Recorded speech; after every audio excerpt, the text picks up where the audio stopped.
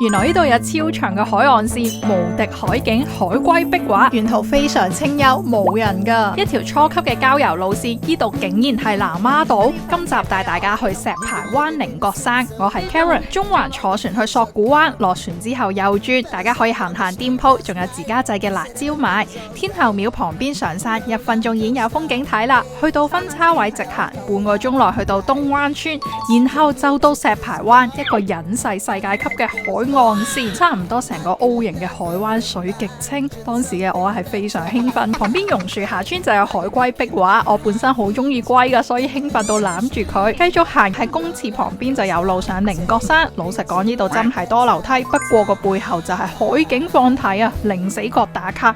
去到山頂真係震撼到哇哇聲，360度嘅海景，海水極藍，菱角山上邊亦都係睇日落嘅一個好地方。行晒呢條路線大概3個鐘，但係其實有幾個玩法噶。想睇足本版本記得睇翻我嘅 YouTube 影片， follow 我 Karen 睇更多郊遊資訊啦。